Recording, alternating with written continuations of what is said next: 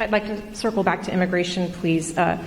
You just listed the reasons that people are coming, talking about in-country problems, saying that it happens every year. You blamed the last administration. Sir, I just got back last night from a reporting trip to the border where I met 9-year-old Josel, who walked here from Honduras by himself, along with another little boy. He had that phone number on him, and we were able to call his family. His mother says that she sent her son to this country because she believes that you are not deporting unaccompanied minors like her son. That's why she sent him alone from Honduras. So, sir, you blame the last administration, but is your messaging in saying that these children are and will be allowed to stay in this country and work their way through this process, encouraging families like Josel's to come? Well, look.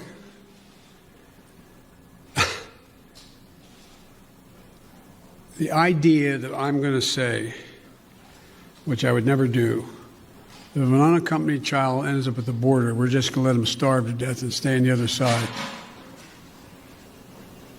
No previous administration did that either, except Trump. I'm not going to do it. I'm not going to do it.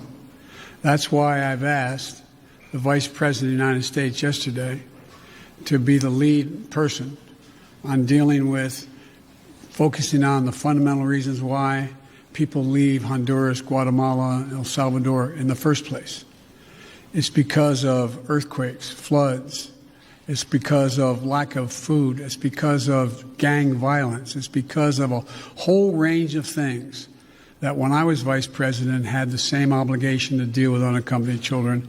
I was able to get it slowed up significantly by working with the heads of state of those communities to do things like in one of the major cities, the reason people were leaving is they couldn't walk the street because their kids were getting beat up or shot or gang violence. Well, what I was able to do is not give money to the head of state because so many are corrupt, but I was able to say, okay, you need lighting in the streets to change things? I'll put the lighting in. We got a contractor. We got the type of lighting. We paid directly to the contractor, did not go through the government. And violent crime significantly was reduced in that city. Fewer people sought to leave. When this hurricane occurred, the 2 hurricanes, instead of us going down and helping in a major way so that people would not have a reason to want to leave in the first place because they didn't have housing or water or sustenance, we did nothing. We're going to do a lot in our administration. We're going to be spending that $700+ million a year to change the life and circumstances of why people leave in the first place. That mother did not sit around on the kitchen table and say, you know, I got a great idea. Why I'm going to make sure my son gets taken care of is I'm going to put him, how old was he or she? He's 9. I also met a 10-year-old. A 9-year-old. I'm going to send him on a 1,000-mile journey across the desert and up to the United States because I know Joe Biden's a nice guy and he'll take care of him. What a desperate act to have to take. The circumstances must be horrible.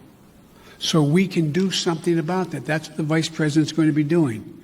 What I did when President Obama asked me to come and deal. I was in Turkey at the time. He said, you got to come home and take care of this. So we put together a plan and it had an impact. And so the question here is how we go ahead and do this, what we do. There's no easy answer.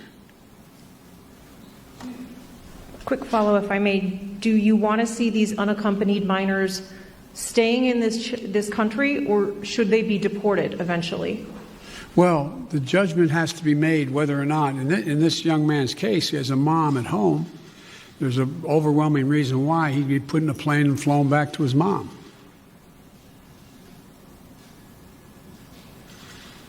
Follow, sir. You mentioned circumstances that must be horrific. The Customs and Border Protection Facility in Donna, Texas, I was there, is at 1,556% capacity right now with mostly unaccompanied minors. There are kids that are sleeping on floors. They are packed into these pods. I've spoken to lawyers who say that some of these children have not seen the sun in days. What is your reaction to these images that have come out from that particular facility? Is what's happening inside acceptable to you? And when is this going to be fixed? That's a serious question, right? It's acceptable to me. Come on. That's why we're going to be moving 1,000 of those kids out quickly. That's why I got Fort Bliss opened up. That's why I've been working from the moment this started to happen to try to find additional access for children to be able to safely, not just children, but particularly children, to be able to safely be housed while we follow through on the rest of what's happening. That is totally unacceptable.